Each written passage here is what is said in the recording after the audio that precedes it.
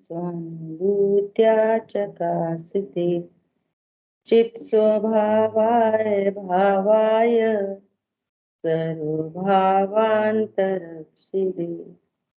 वन्दितु सर्वसिद्धे ध्रुवमचलमरूपमं गतिं पत्ते मोक्षामि समय पाहुडु धर्मो सुध केवली बड़ी समय सारजी ग्रंथादिराज सर्वशुद्ध ज्ञान अधिकार पर हम लोग स्वाध्याय कर रहे हैं। 372 गाथा स्वाध्याय में है। इसकी टीका पर अपनी चर्चा चल रही है। एक द्रव्य दूसरे द्रव्य के गुणों को उत्पन्न नहीं कर सकता, अर्थात उनकी पर्याय को उत्पन्न नहीं कर सकता, उनके परिणाम को उत्पन्न नहीं कर सकता। ये वाली बात बताने के लिए आचार्य देव ने अब और कुम्हार का दृष्टांत दिया है ना। क्या कह रहे हैं कि मिट्टी स्वयं ही घट आकार रूप, घट पर्याय रूप परिणमन करती है, और वो कुम्हार में भी असमान जाति द्रव्य पर्याय समझना चाहिए। वो कुम्हार अहंकार से भरा हुआ कुम्हार कह रहे हैं, यदि वो अपनी पर्याय घट को दे सकता था तो फिर घट पुरुषाकार होना चाहिए था, ऐसा कह रहे हैं, है ना। सो ऐसा तो स्पष्ट देखने में आता नहीं, स्पष्ट ही नहीं दिखाई दे रहा है ऐसा तो कह रहे हैं, लास्ट लाइन है देखो यहाँ पे सेकंड पैराग्राफ में पहले वाले पेज पे, यदि ऐसा है तो फिर मिट्टी कुम्हार के स्वभाव से उत्पन्न नहीं होती, परंतु मिट्टी के स्वभाव से ही उत्पन्न होती है। मिट्टी के स्वभाव से ही उत्पन्न हो रही है। मिट्टी का क्या स्वभाव है? तो वे दोनों पर्याय, कौन सी? हाँ, अर्थ पर्याय और व्यंजन पर्याय, वो अपने स्वभाव से उत्पन्न हो रही है। मिनल बहन जी, आपको क्लियर हो गया? अर्थ पर्याय, मिट्टी की अर्थ पर्याय कौन कौन है बोलो, और मिट्टी की व्यंजन पर्याय क्या? पुद्गल, स्पर्श, रस, गंध आदि ये अर्थ पर्याय हैं, और आकार जो उसका आकार देना वो ये मुझे समझ में आया कल। बहुत बढ़िया, है ना। तो कह रहे हैं वो मिट्टी स्वयं ही अपनी अर्थ पर्याय और अपना जो घटाकार, सुराई आकार, दीपक आकार, सेठ जी के आकार, सेठानी आकार, वो मिट्टी ही अनेक अनेक आकार रूप उत्पन्न होती है अपने स्वभाव से। मिट्टी सुराई बन गई, सुराई का आकार ले लिया, दीपक का आकार ले लिया। तो मिट्टी ही, विचार करो कि मिट्टी की ऐसी योग्यता है, वो भी क्रमनियत है। ये कौन सी मिट्टी घटाकार होगी, कौन सी सुराई आकार, कौन सी दीपक आकार, कौन सी बच्चों के खिलौने आकार, तो वो अपने स्वभाव से उत्पन्न हो रही है। इसमें पर का कुछ भी नहीं है। मिट्टी की मूर्तियां बन रही हैं, देखो ये कितना होशियार है, मूर्तिकार कितना होशियार है, कितना होशियार है, इतनी सुंदर मूर्ति बनाई, बोलो। तो ये निमित्त का ज्ञान कराया जाता है। लोक में निमित्त को कर्ता कहने का प्रचलन है। लोक में निमित्त को ही डायरेक्ट कर्ता कह देते हैं। मूर्ति किसने बनाई? मूर्तिकार ने। भगवान ये कह रहे हैं, भगवान ये देखते हुए बता रहे हैं कि ये परिणमन तो मिट्टी का है। तो मिट्टी अपने स्वभाव से अर्थ पर्याय व्यंजन आकार रूप, व्यंजन पर्याय रूप, मिट्टी अपने स्वभाव से उत्पन्न हुई है। इसमें भिन्न द्रव्य क्या करेगा? आ रही बात ख्याल में? देखो क्या करें, क्योंकि द्रव्य के अपने स्वभाव रूप से द्रव्य के परिणाम का उत्पाद देखा जाता है। जो जो द्रव्य उत्पन्न हो रहा है वो अपने अपने परिणामों से उत्पन्न हो रहा है। कोई द्रव्य उत्पन्न हो रहा है तो वो अपने अपने द्रव्य उत्पन्न हो रहा मतलब पर्याय उत्पन्न हो रही। ये भाषा अभेद की होती है, आपको हमेशा भेद से समझना होगा और अभेद का लक्ष्य रखना होगा। ठीक है, द्रव्य नहीं उत्पन्न होता, पर्याय उत्पन्न हुई तो कहते हैं द्रव्य उत्पन्न हुआ। अपनी अपनी पर्याय से वही द्रव्य उत्पन्न हो रहा है। ऐसा होने से मिट्टी अपने स्वभाव को उल्लंघन नहीं करती। ऐसा होने से मिट्टी अपने स्वभाव को कभी भी उल्लंघन नहीं करती। इसलिए कुम्हार घड़े का उत्पादक है ही नहीं, है ही नहीं, है ही नहीं, है ही नहीं। और ये ही लगा दिया, अपन तो स्यादवादी हैं। कथनचित है और कथनचित नहीं। तो अब बताओ, कथनचित लगाओ दोनों में, स्यादवाद लगाओ। कथनचित नहीं, नहीं मतलब चूंकि मिट्टी अपने स्वभाव से उत्पन्न हो रही है अपनी अर्थ व्यंजन पर्याय से, तो कुम्हार का उसमें कोई हस्तक्षेप नहीं। तो ये किसी उपादान की किसी अपेक्षा मतलब उपादान की अपेक्षा से बिल्कुल नहीं। और कथनचित करता है मतलब निमित्त रूप से जरूर उपस्थित होता है। तो निमित्त की अपेक्षा से देखेंगे तो डायरेक्ट कह देंगे कुम्हार घड़ा बनाता है।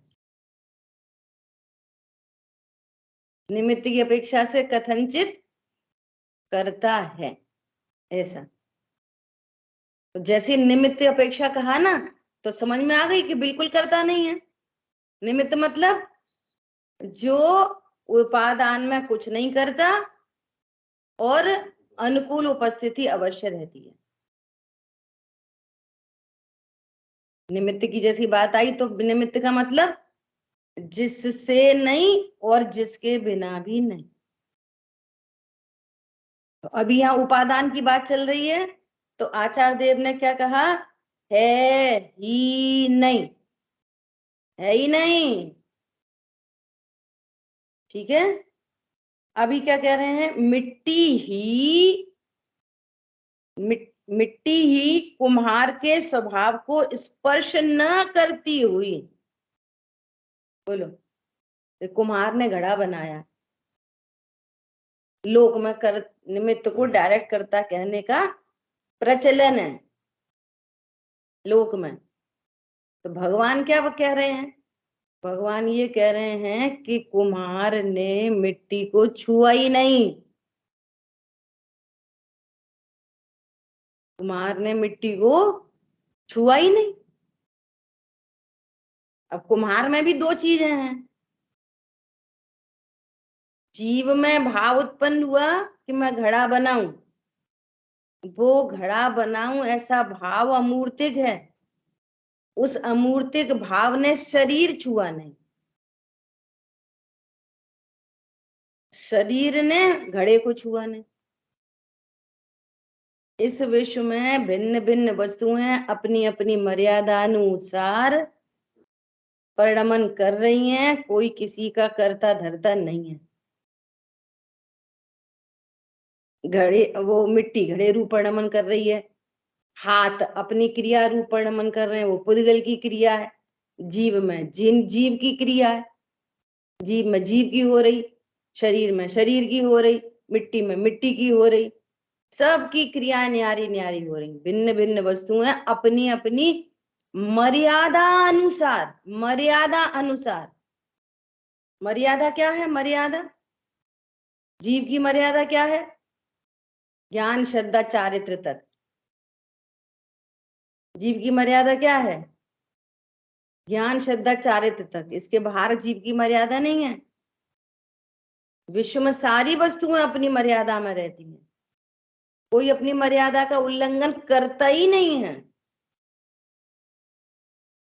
शरीर की मर्यादा कहाँ तक?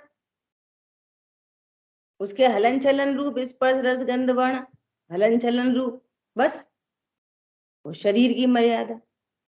मिट्टी की मर्यादा उसके स्पर्श रस गंध वर्ण, उसकी व्यंजन पर्याय, वो उसकी मर्यादा। सारे द्रव्य अपनी अपनी मर्यादा में ही रहते हैं। अब ऐसा बोले भैया तुम अपनी मर्यादा को समझो, तो अपनी मर्यादा में रहो। तो मर्यादा में रहने का अर्थ क्या है? अपनी लिमिटेशन को जानो। जानो का अर्थ है रहो। अपनी अपनी मर्यादा में रहो भैया। रहो मतलब अपनी मर्यादा जानो। मर्यादा में तो रहता ही है, ये यही पॉइंट है। मर्यादा में सारी वस्तुएं अपनी मर्यादा में ही रह रही हैं। जीव कभी शरीर रूप नहीं हुआ। जीव के असंख्यात प्रदेशों में अनंत पुद्गल परमाणुओं की सत्ता है। सब दूध पानी की तरह मिले हैं, लेकिन एक प्रदेश पुद्गल नहीं बनता और एक पुद्गल परमाणु ज्ञान रूप नहीं होता। ये इतनी एक क्षेत्राव का संबंध होने पर भी अपनी अपनी मर्यादा में रह रहे हैं, रह ही रहे हैं ऑलरेडी। जीव पुद्गल धर्म अधर्म आकाश काल 6 के 6 द्रव्य अपनी अपनी मर्यादा में ही रह रहे हैं। कोई अपने स्वभाव का उल्लंघन करता ही नहीं है, लेकिन ऐसा समझा जा रहा है मैंने वो किया, मैंने वो किया, उसने मेरा किया, मैंने उसका किया। तो ये अज्ञान है ना, ये अज्ञान अमर्यादित है। अज्ञान तो मोह हो रहा है, मोह भ्रम हो रहा है। उसी समय घड़ा बन रहा है, उसी समय हाथ की क्रिया हो रही है, उसी समय जीव को परिणाम हो रहा है। तो ये भ्रम हो रहा है क्या? मैंने घड़ा बनाया, ये भ्रम हो रहा है। और काम कैसा हो रहा है? अपनी अपनी मर्यादा में। बोलो कैसा स्वरूप है? काम कैसा हो रहा है? अपनी अपनी मर्यादा में। वो समझा क्या जा रहा है? अहंकार से भरा है। अहंकार शब्द देखो आचार्य भगवान कैसा कह रहे हैं, अहंकार से भरा हुआ कुम्हार। और अकेला अहंकार नहीं है, मिथ्यात्व साथ में। वो अहंकार अकेला लो तो अनंतानुबंधी अहंकार, और जहां अनंतानुबंधी है वहां मिथ्यात्व अंडरस्टूड है। जहां अनंतानुबंधी है वहां मिथ्यात्व तो अंडरस्टूड है। अकेला अहंकार भी कहा जाए तो मिथ्यात्व गर्वित है उसमें। ये महापाप हो रहा है। वस्तुएं अपनी भिन्न भिन्न मर्यादा अनुसार परिणमन कर रही हैं, और ऐसा समझा जा रहा है कि जीव भी थोड़ी कुमार ने और घड़ा बनाया। यहाँ कह रहे हैं कि कुम्हार ने घड़ा बनाया, ये तो छोड़ो, जीव ने हाथ पैर चलाई, यही बात नहीं है। पहले तो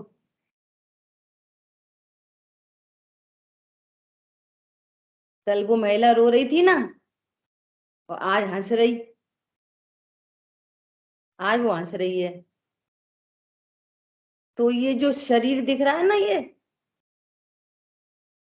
वो चेहरा एकदम प्रफुल्लित, तो कह रहे हैं जीव की परिणति में एक हास्य का परिणाम है, लेकिन वो हास्य के परिणाम के कारण चेहरा प्रफुल्लित नहीं है।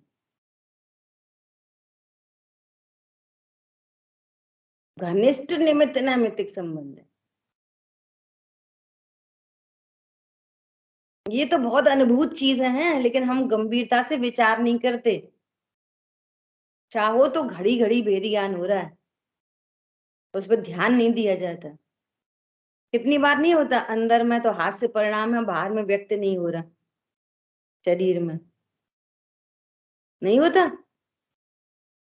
तो फिर कहाँ हो रहा है? अगर जीव पुद्गल को हाथ से उत्पन्न कराए तो फिर कहाँ होता? हमेशा नहीं होता। इससे पता चलता है देह की परिणमन न्यारा है और जीव का परिणमन न्यारा है। और कभी अंदर में तो गुस्सा है और बाहर में हास्य दिखा रहे।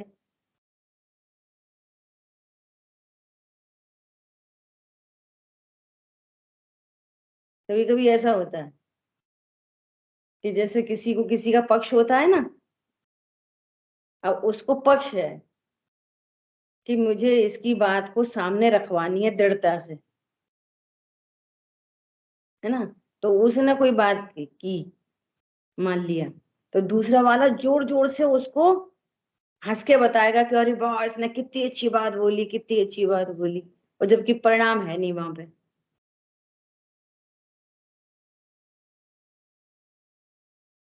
तो परिणाम और शरीर निमित्त नैमित्तिक संबंध होने के कारण कभी दिखाई देते हैं एक जैसे, कभी नहीं भी दिखाई देते।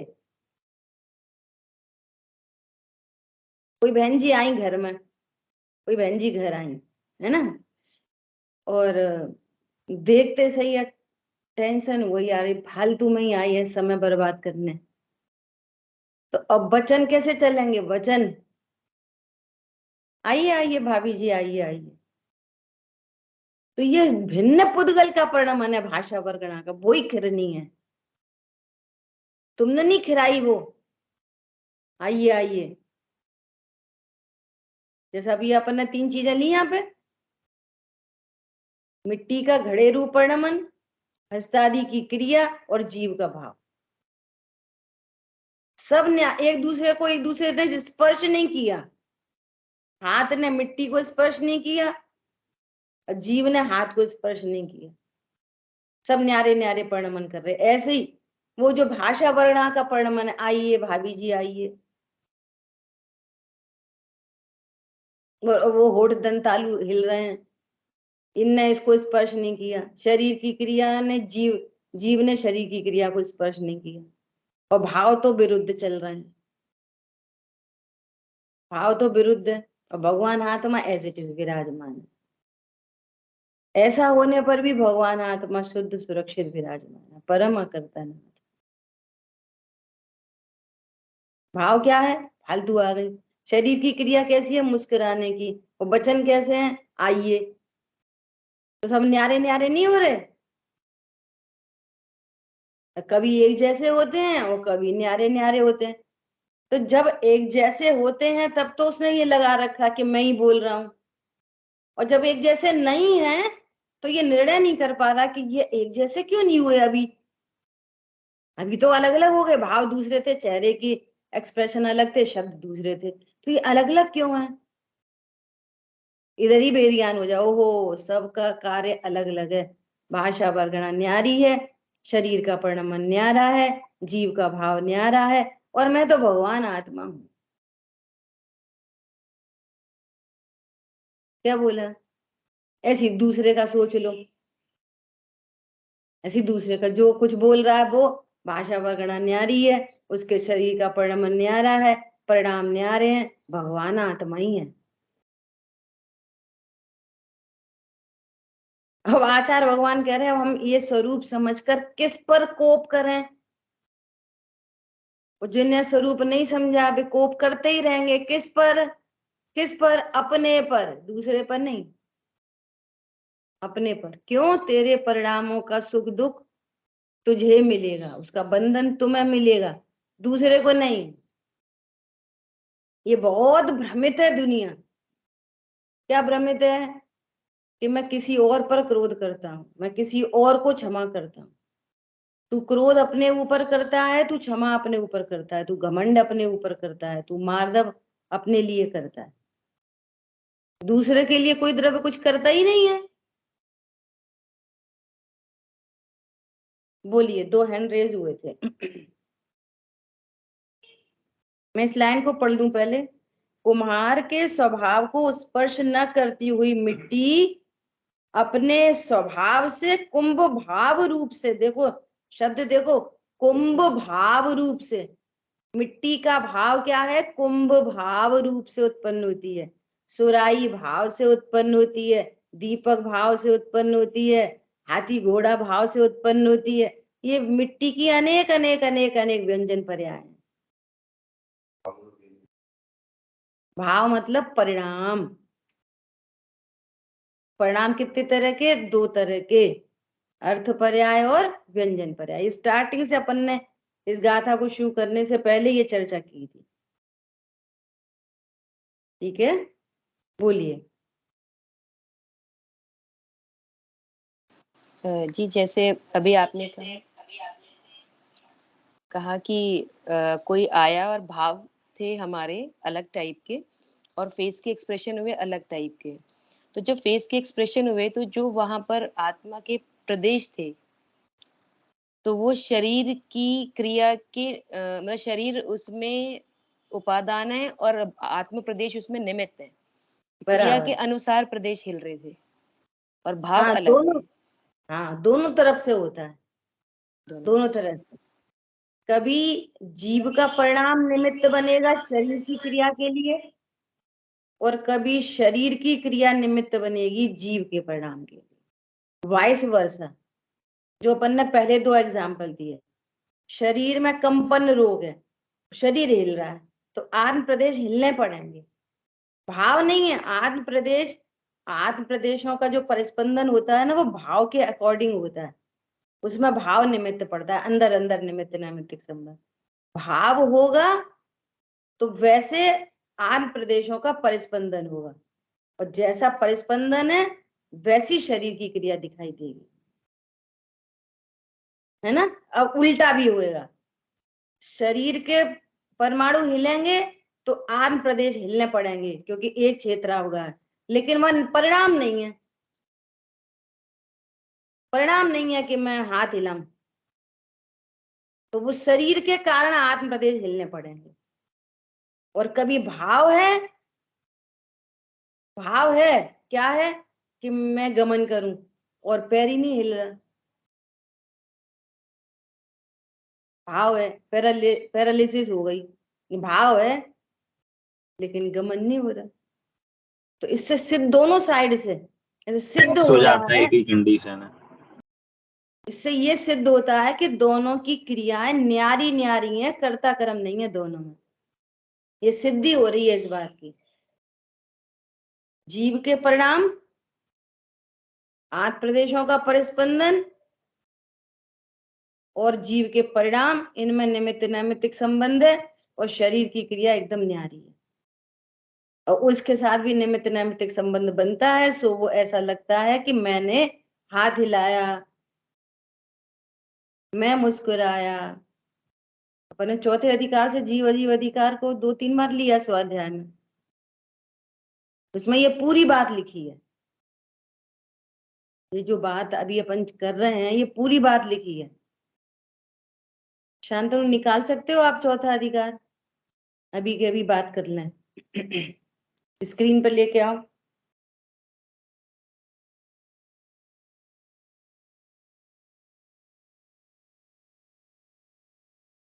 अनम्यूट करके बोलो। चौथे अधिकार में क्या? चौथे अधिकार में जीव अजीव की भूल, जीव अजीव का यथार्थ श्रद्धा, घोषणा प्रकाश।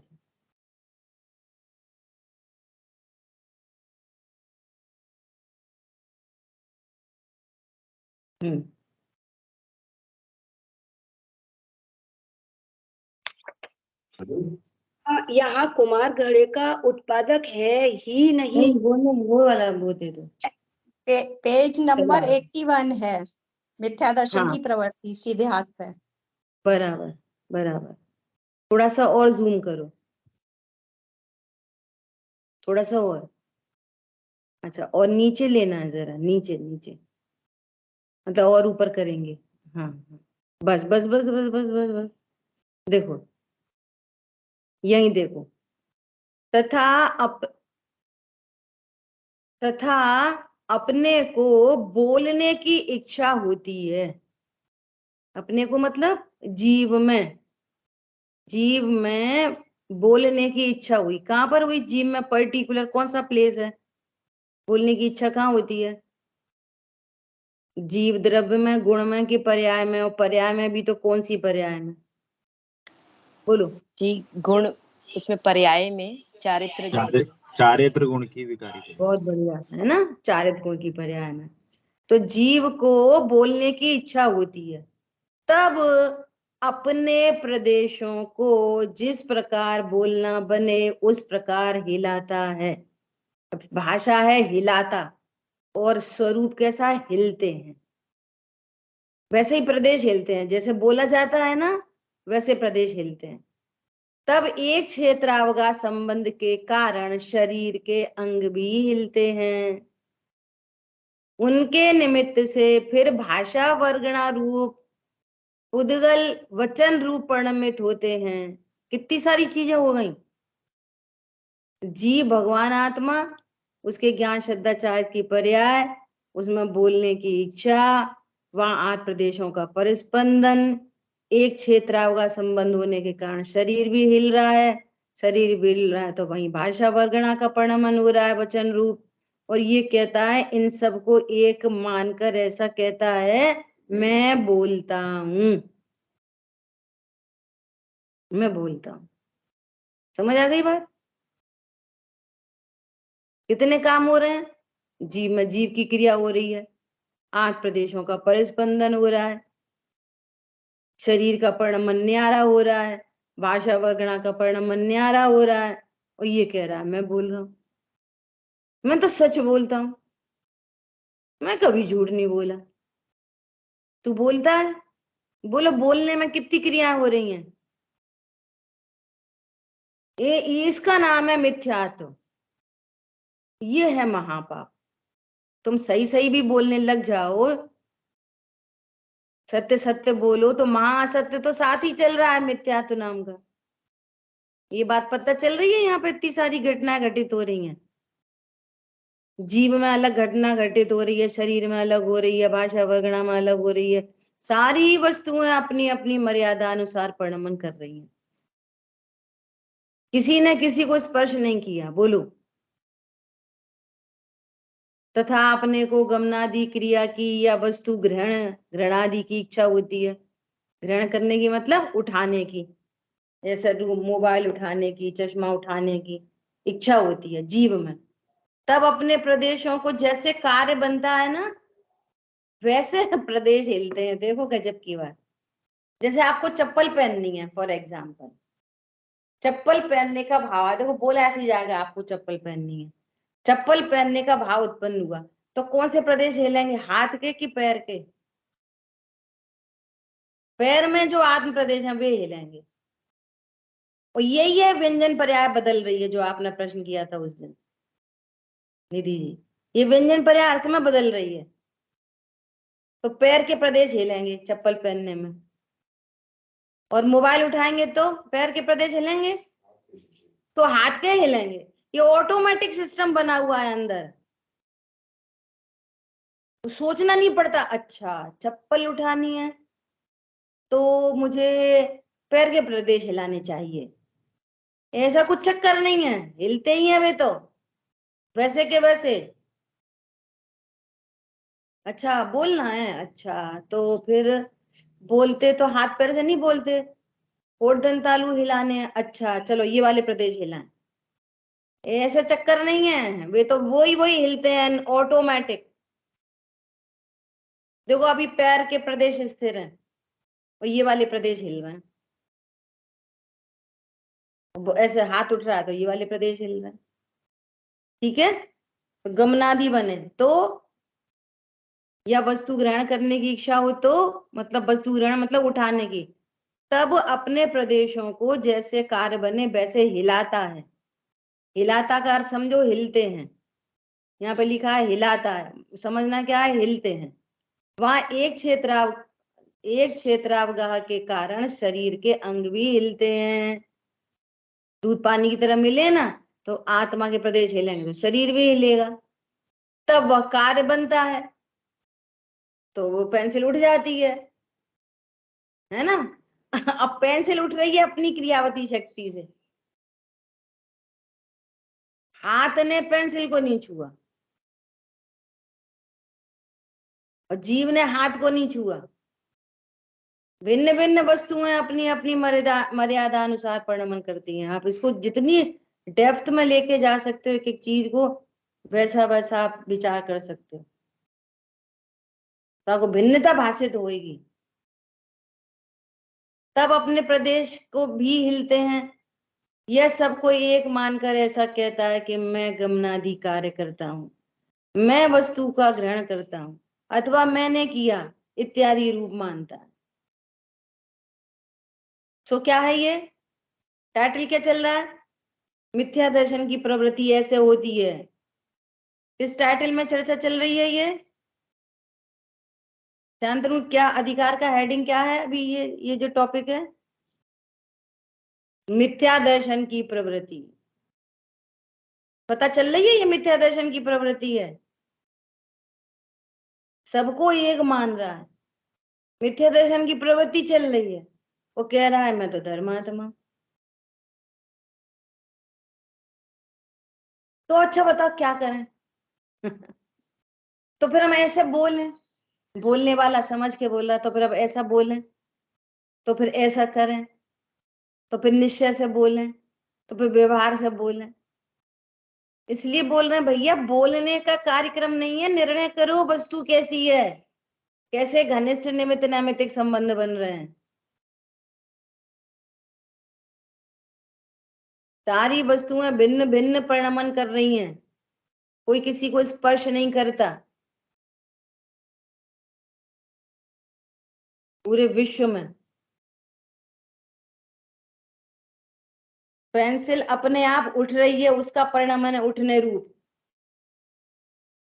निमित्त उपस्थित होगा वहां कोई हस्तादि की क्रिया, वो निमित्त होगी। वहां जीव का भाव निमित्त होगा हस्तादि की क्रिया में। भक्सा हर समय भगवान आत्मा तो एज इट इज विराजमान है। तो वो क्या करूं तो भगवान आत्मा अच्छा हो, और क्या नहीं करूं तो भगवान आत्मा अच्छा हो, वो तो सदा ही अच्छा तत्व है। तुम इन सब चीजों को गौर करके वो यहाँ प्रभु विराजमान। देखो घनिष्ठ निमित्त नैमित्तिक संबंध कैसा बनता है। आपको ऐसा बोला कि पंच परमेष्ठी भगवान पर निबंध लिखो, ऐसा बोला, ठीक है, और लिखने बैठे तो भाव आ रहे। भाव क्या आ रहे? अरहंत भगवान अनंत चतुष्ट रूप विराजमान है। देखो भाव चल रहे हैं, भाव ने शरीर को नहीं छुआ और शरीर ने पेंसिल नहीं छुई, तो भी जो भाव चल रहे हैं ना, आप अनंत की जगह परंत नहीं लिखोगे, वो वैसी राइटिंग नहीं होगी। इतना क्लोजेस्ट न संबंध है। ऐसा नहीं है कि भाव तो आ रहा है अनंत लिखने का और लिख दिया सरंत, ऐसा नहीं होएगा। ये लोग वो बनाते हैं ना, आर्किटेक्ट, मंदिर, वो घर का डिजाइन नक्शा, तो वो भाव चलता है। यहाँ पे किचन इतनी बड़ी निकाल दो, ड्राइंग रूम इतना बड़ा, तो जैसा जैसा भाव चलता है ना, पेंसिल वैसी वैसी चलती है। ऐसा नहीं है कि ऐसा विचार किया कि मान लिया 1 फीट बराबर 1 सेंटीमीटर।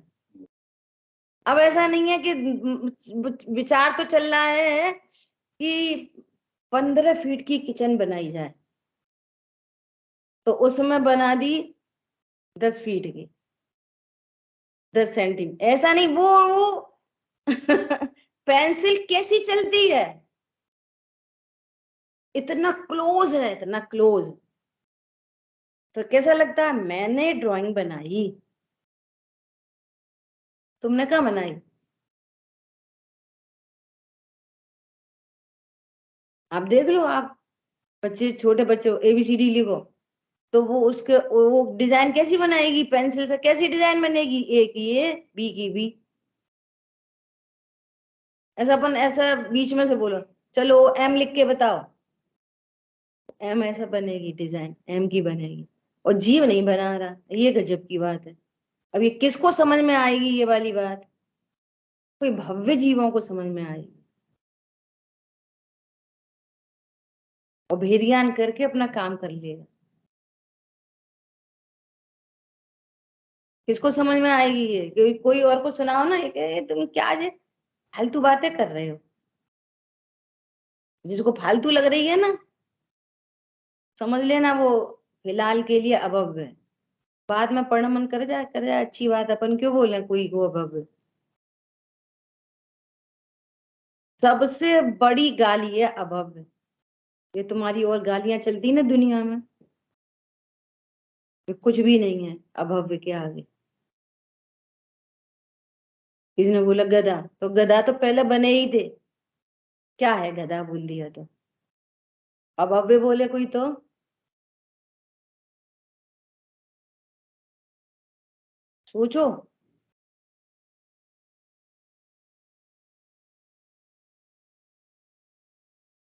तुम्हारा चला गया मिथ्यात्व। फालतू बात नहीं करना बिल्कुल।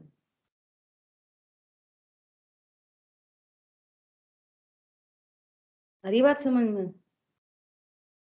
अब तो सुनना ही नहीं है मिथ्या दृष्टि। फालतू बात नहीं करना बिल्कुल, और जो बोलना बोलो। ऐसी बात है। ठीक है, अपने यहाँ से तो वहां से अपनी टैली हो गया एकदम। कितना बढ़िया लिखा है बोलो टूरमल जी ने। उधर जीव भगवान आत्मा, उधर भाव उत्पन्न हो रहे हैं ज्ञान श्रद्धा चारित्र में, उधर चारित्र की परिणति। इसलिए अपन पहले बहुत ऐसी चर्चा कर चुके हैं। शरीर की क्रिया का जो संबंध बनता है, निमित्त नैमित्तिक संबंध बनता है, वो अकेली चारित्र की विकारी पर्याय से बनता है। न द्रव्य से बनता, न अनंत गुणों से बनते, न ज्ञान श्रद्धा की पर्याय से बनता, और न वीतरागता से बनता। सिर्फ और सिर्फ चारित्र गुण की विकारी पर्याय का शरीर की क्रिया के साथ में निमित्त नैमित्तिक संबंध बनता है। इसलिए अणुव्रत महाव्रत आदि की चर्चा शरीर की क्रियाओं से की गई है। सो वे शुभ भाव रूप परिणाम है जिनकी चर्चा है, वे शरीर की जहां चर्चा है वे शुभ भाव रूप परिणाम है, क्योंकि शरीर की क्रिया का वीतरागता से निमित्त नैमित्तिक संबंध नहीं। सो वे शुभ भाव वीतरागता को दर्शाते हैं, इसलिए शरीर की तरफ से बात करते हैं। कितनी टेक्निकल बातें हैं ये, बहुत टेक्निकल है ये सब।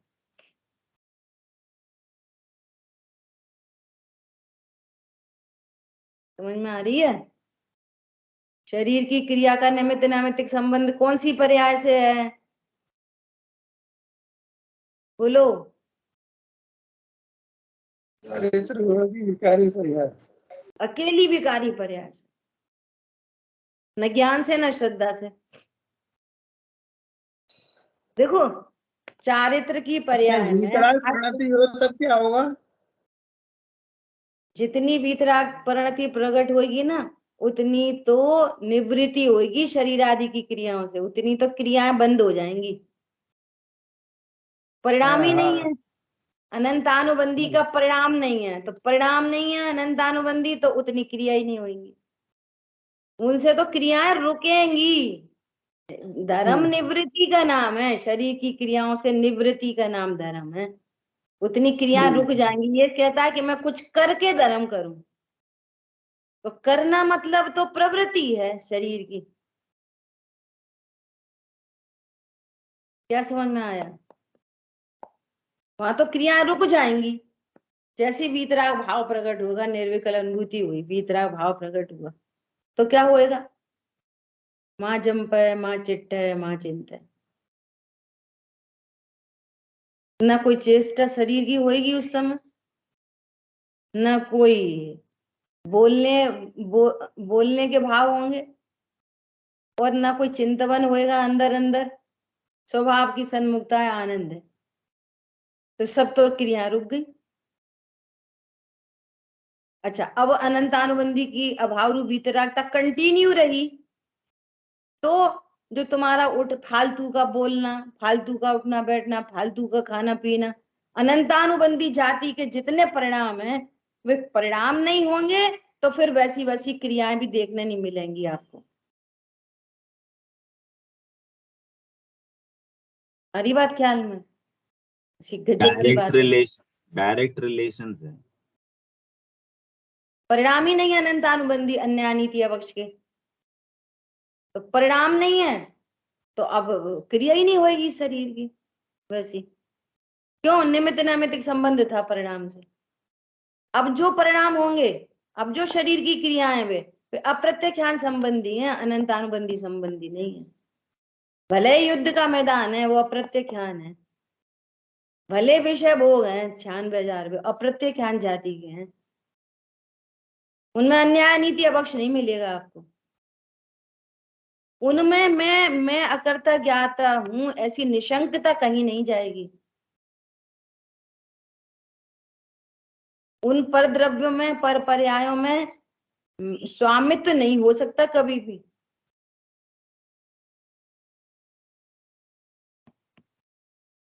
इसलिए शरीर की क्रियाओं से किसी को सम्यक दृष्टि मिथ्या दृष्टि नापना, वो खुद ही पागल मिथ्या दृष्टि है।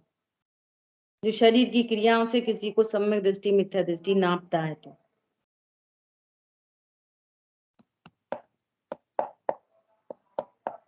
देखो, बात तो बहुत सरल है, बात तो बहुत सरल है, लोग ध्यान नहीं देते, परंतु ये बहुत आपत्तिजनक बात है।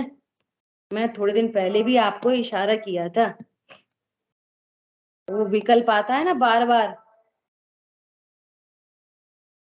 ये कह रहे हैं कि तुम्हें सांप काट ले, टूरमल जी ने लिखा है, तुम्हें यदि सांप काट ले तो तुम्हारा एक भव बिगड़ेगा, लेकिन कुगुरु के द्वारा काटे गए ना बेटा, पोषे चिर दर्शन मोह एव, तुम्हारे मिथ्यात्व का पोषण होगा अनंत काल के लिए।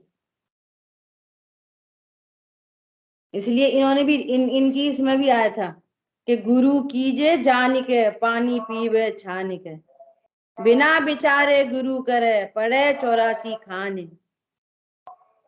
तो कबीरदास जी ने लिख दिया है, गुरु को जान के करना, जिसको गुरु नहीं बना लेना।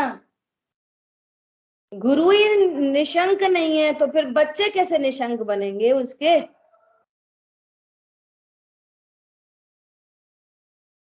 बोलो, तुम्ही को देवशाह गुरु की श्रद्धा नहीं है तो दूसरों का नहीं नहीं। वो पता है, एक छोटी सी क्लिपिंग आई दादा की, भक्ति किसे कहते हैं, मैं भेज दूंगी गुरु, मैं रोज बोल देती हूँ फिर भूल जाती हूँ, आज भेजूंगी याद से, है ना।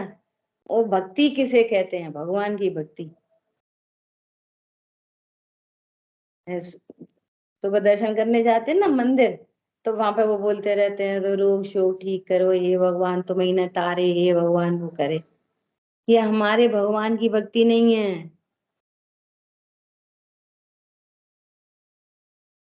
वो कह रहे कोई भक्ति लिखे तो मुझसे चेक करा के भक्ति लिखना। हे प्रभु आप कुछ नहीं करते,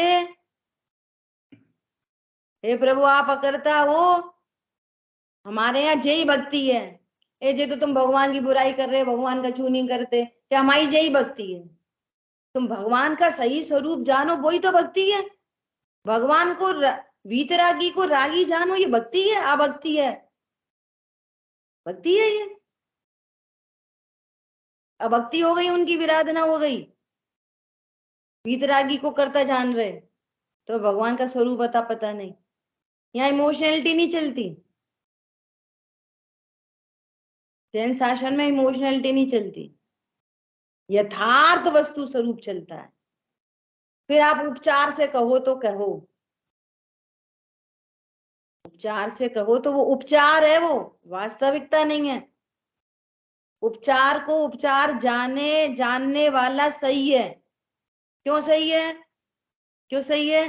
कि वो यथार्थ को जानता है, तब तो उसको उपचार कहेगा।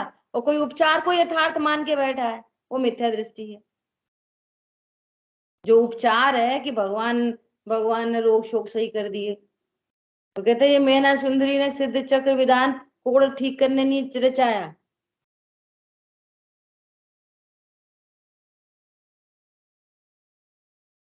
वो भक्ता हमारे स्तोत्र ताला तोड़ने नहीं बना। फालतू बातें नहीं करना इधर। चोरों के दादा तो ऐसे बोलते हैं, वो बहुत तार्किक व्यक्तित्व थे ना वो। तो तुम्हारे का जैनियों के काम का ही नहीं है भक्ता हमारे स्तोत्र कि क्यों अपन चोरी नहीं करते, अपन के काम का। चोरों को सिर्फ सिखा दो, एक एक काव्य पढ़ता जाए, ताले टूटते जाए, हथौड़ी पथौड़ी जरूरत ही नहीं। दादा बोलते हैं ऐसी बात, मैंने प्रत्यक्ष सुना है। किसके काम वो का ही है बोल भक्ता हमारे? सकते हैं, हैं? वो क्या ही बोल रहे? इतनी बात, वो ही हाँ, इतनी बात कह सकते हैं। वही कह सकते हैं। एक अनोखा व्यक्तित्व थे वो, बहुत गजब का। पूरी धारा से विरुद्ध कह देना सबके बस की बात नहीं होती। उतनी निशंकता चाहिए, उतनी निशंकता चाहिए, तब आप धारा से विरुद्ध बोल पाओगे। हुआ उनका विरोध भी हुआ, होता रहे, विरोध हो सो होता रहे, हमें क्या। इसलिए होता रहे कि मेरे सुख का संबंध मेरी श्रद्धा से है, तुम्हारे विरोध से नहीं, वो तुम्हारी प्रशंसा से भी नहीं। मेरे कल्याण का संबंध मेरी श्रद्धा से है, ना आपकी निंदा से और ना आपकी प्रशंसा से। आप प्रशंसा करते रहो और हमारी श्रद्धा डिगी रहे, तो थोड़ी हमारे को सम्यक दर्शन मोक्ष हो जाएगा। इसलिए यहाँ इमोशनैलिटी नहीं चाहिए बिल्कुल। वीर सागर जी भाई साहब बहुत बोलते हैं, किसी को रिझाने के लिए नहीं, किसी को साधने के लिए नहीं। हमारा जैन धर्म ऐसा होता ही नहीं कि हम कोई को रिझाएं कि किसी को साधें। तो रमल जी जैसे लोग कह रहे हैं कि तो मैं फिर छोड़ दूंगा, कि छोड़ दे। तो मैं आप कहते पूजा पाठ से धर्म नहीं होता, तो मैं छोड़ दूंगा, तो छोड़ दे। मैंने ये वाली बात भी दादा से बहुत क्लोजली सुनी है, ये वाली बात कि दादा ये कहते थे वक्ताओं से ये कहना है कि आप डिफेंसिव मोड में कभी मत जाओ। शुभ भाव आश्रम है तो है तो है, बस। नहीं नहीं नहीं, करो तो सही, मानो मत। तुम डिफेंसिव मोड में चले जाओ, ऐसा कहीं ये छोड़ नहीं दे, छोड़ दे, छोड़ के तो देख एक बार। तेरे बस की नहीं है छोड़ देना अभी। वो तो कल बात करी थी ना, नहीं रोना आ रहा तो नहीं आ रहा, हंसना नहीं आ रहा तो नहीं आ रहा। फिर पूजा के भाव आते हैं तो वे आते ही हैं, इसका करता धरता कोई नहीं है। वे तो क्रम में आते हैं, और जो छूटता है उसको छूटते हैं, उसको छूट जाते हैं। कोई कोई निमित्त बन जाता है बस। जिसको पाप बंधना है तो वो नहीं होंगे, जिसको पुण्य बंधना है तो होंगे। बात तो कोई और है।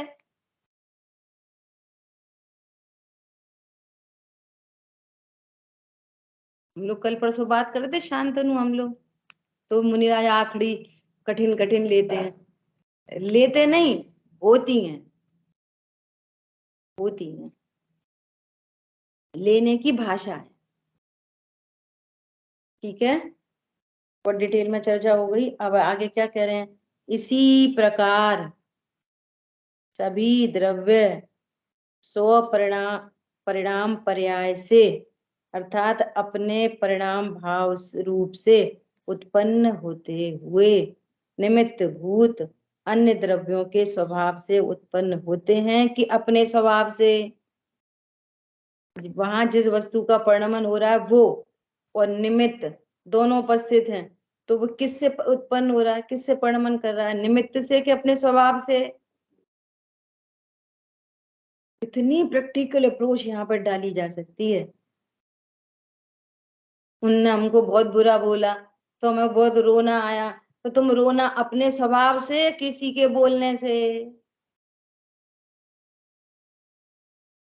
बोलो, कर्म के उदय से, या किसी लगाओ भिन्न पर द्रव्य को, नो कर्म को, और द्रव्य कर्म को भी लगाओ कि द्रव्य कर्म के उदय से परिणाम हो रहा है कि अपने स्वभाव से?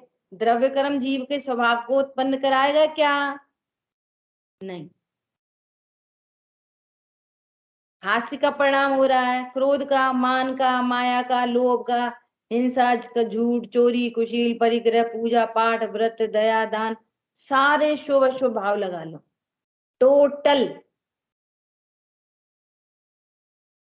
भगवान को देख के भक्ति का भाव आया क्या? अच्छा, जिनवाणी पढ़ रहे हैं तो समझ में आ रही है क्या? अच्छा, ज्ञानावणी कर्म के मेहरबानी से तो समझ में आ रही ना? गुरु समझाते हैं तभी तो समझ में आती है, प्रकाश होता है तभी तो ज्ञान होता है। लगाओ, सारे परिणाम लगाओ इधर। वो अपने स्वभाव से उत्पन्न हो रहा है। जिसके ज्ञान में जो समझ की डिजाइन बन रही है, वो डिजाइन अपने स्वभाव से उत्पन्न हुई है। वहां समझाने वाला निमित्त है, वहां प्रकाश निमित्त है, वहां जिनवाणी निमित्त है, वहां मोबाइल निमित्त है। अब ये वाली बात है बेबुनियाद हो गई कि नहीं हो गई? हो, बड़ी ऑनलाइन से पढ़ाई हो रही। ना ऑनलाइन से पढ़ाई होती, ना ऑफलाइन से पढ़ाई होती। पढ़ाई होती है अपने ज्ञान से, वो डिजाइन बनती है अपने आप। क्या बोला? उपदेश कभी ऐसे चलते, कभी वैसे चलते, कभी वैसे चलते। वस्तु स्वरूप तो कुछ और है। वस्तु स्वरूप क्या है? वो डिजाइन ज्ञान की अपने आप बनती है। ये 2-3 दिन से वीडियो बनने लगी है ना? नहीं, अब वीडियो अच्छी है, वीडियो पे बहुत लोग सुनते हैं, वीडियो पे ज्यादा। तो वीडियो से समझ में आती है कि ऑडियो से समझ में आती है? ज्यादा समझ से किस में आती है? मतलब वो अपने टाइटल पढ़ा ना, मिथ्या दर्शन की प्रवृत्ति। अनेक अनेक जगह वो मिथ्यात्व के अड्डे बैठे हैं। अगर सही वस्तु स्वरूप नहीं हो तो मिथ्यात्व की प्रवृत्ति चल रही है। बोलो, वीडियो से ज्यादा समझ में आएगी कि ऑडियो से? समझ हमारी है, हमारे स्वभाव से उत्पन्न होती है। समझ किसकी है? हमारी। किससे उत्पन्न होगी? हमारे स्वभाव से। अन्य द्रव्य क्या करेगा? कुछ नहीं।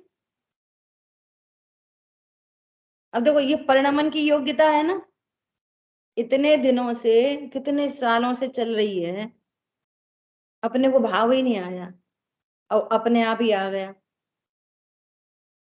कि चलो अपन ऐसी रिकॉर्डिंग करें। उसमें निमित्त बन गए कोई कोई के फोन।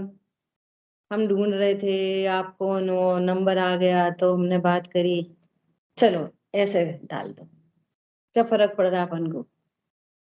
समझ में आ रही बात? अब ये सब क्या है? नहीं, फिर हमने मन करा तो फिर ऐसा कर लो। नहीं नहीं नहीं, वो पुद्गल का परिणमन न्यारा है, तुम्हारे भाव न्यारा है।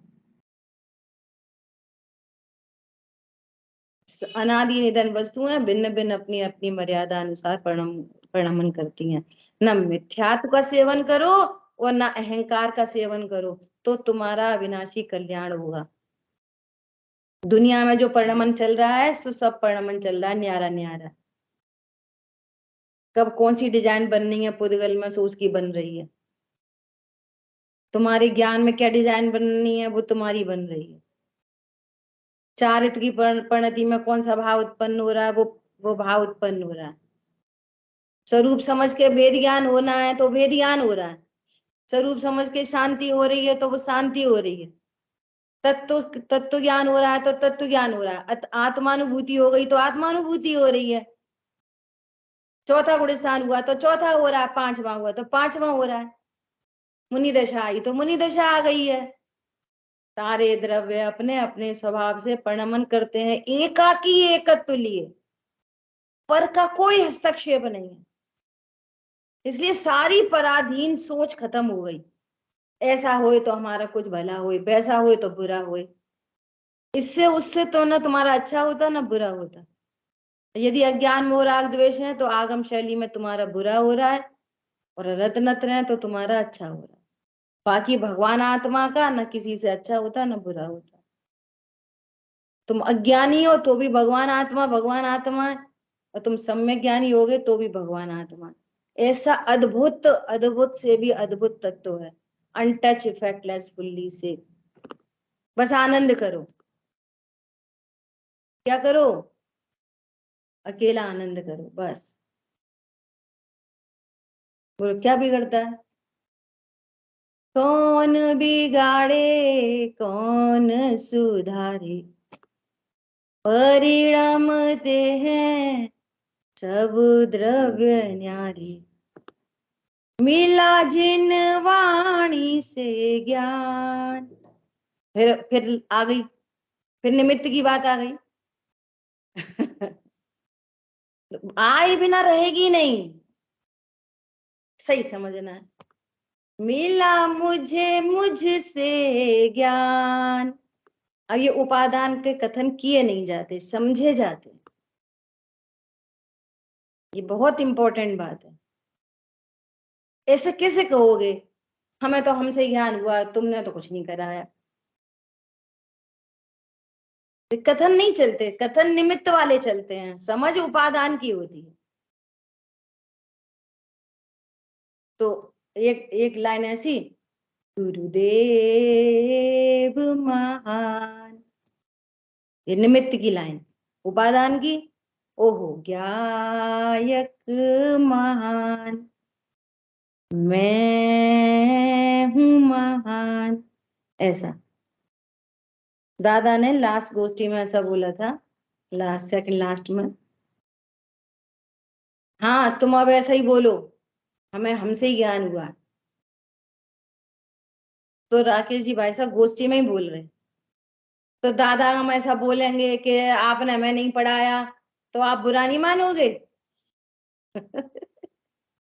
तो दादा बोले नहीं, कुछ बुरा नहीं मानेंगे। तो बोले तो फिर आप दादा का है बात के? क्या बोले? दादा किस बात के? तो बोले हाँ वो वाले दादा नहीं है। समझ में आ रही बात? तो कहने का मतलब ये है कि कथन तो निमित्त के ही चलते हैं, उस कथन में प्रॉब्लम नहीं है। प्रॉब्लम है यथार्थ वस्तु स्वरूप का निर्णय नहीं करने की, ये समस्या है। ठीक है, समय अपना हुआ है। अभी इस पैराग्राफ में बहुत माल है। ठीक है, अभी तो अपना भावार्थ भी शुरू नहीं हुआ, शेष चर्चा अपन कल करें। जिन वाणी के ज्ञान से सूझे लोकालो, तो वाणी मस्तक नमो सदा देतु बूंदो। बोलिए द्वाशांगमयी जिनवाणी माता की जय। जय जिनेन्द्र सभी को। अरे दीदी ये होल्ड क्यों कर देते हैं हमारा?